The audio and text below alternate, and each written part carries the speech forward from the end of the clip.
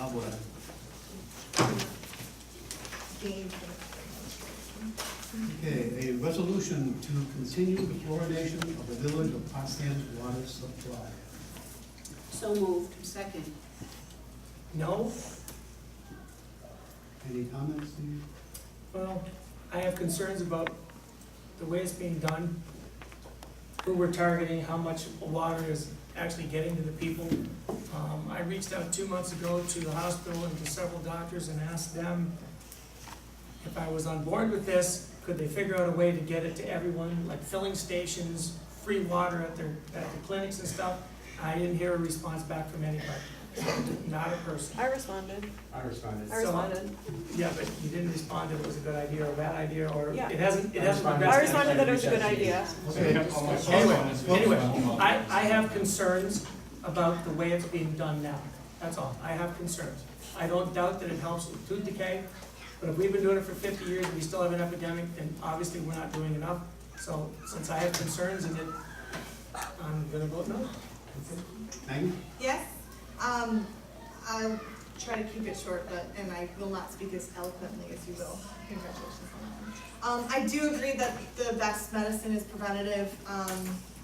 We've heard all your comments. We spent hours listening and reading and doing all the research that we possibly can, hearing reading all the documents, understanding all the things that we need to understand, but I'm going to defer to our professionals, to our experts in the field, to the CDC, to the Board of Health. The Board of Education also wants this. I think that those organizations, the hospital in general, obviously the hospital is supporting this. I think that we need to listen to our experts, and I'm not an expert, so I'm going to listen to my experts.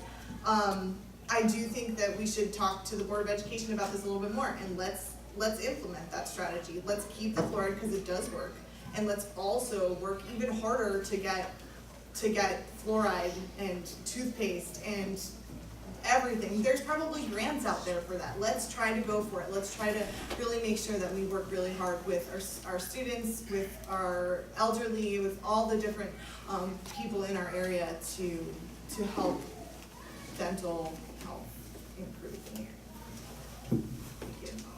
Yes. So your vote was aye?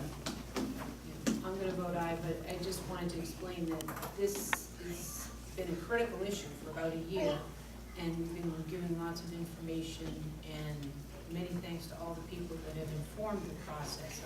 But thank you particularly to keep Potsdam's Month for coming up with something that everybody can grab onto, because clearly, to echo what Steve said, if we have an epidemic, something's not working, and we need to figure it out. So I vote to continue fluoridation, but I think the work in the town and with Jefferson County, St. Lawrence County has to happen, because it is an epidemic, and what's working now is helping. But I know that there are a lot of residents or a number of residents who don't want chemicals in the water, and they're not sure of the effect on their body, and I can understand that.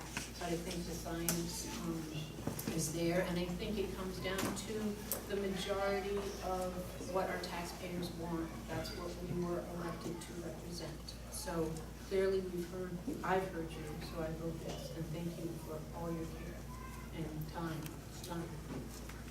I too am going to vote yes, but I do want to thank Dean, and I want to thank so many people for bringing this subject to light. I agree that there is concerns about chemicals in the water. There are ways to remove them that are fairly reasonable, such as filters, bottled water. There's other alternatives. I want to speak from my experience of living outside a fluoridated area.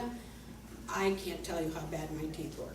And when I moved into the village, I was seeing the dentist for a lot of dental repair. After I moved into the village, and I've been in the village now for 43 years, I've had rarely a cavity. My children were raised here. They all drank the water. They were here in 1981 when that what you talked about. We never had any issues.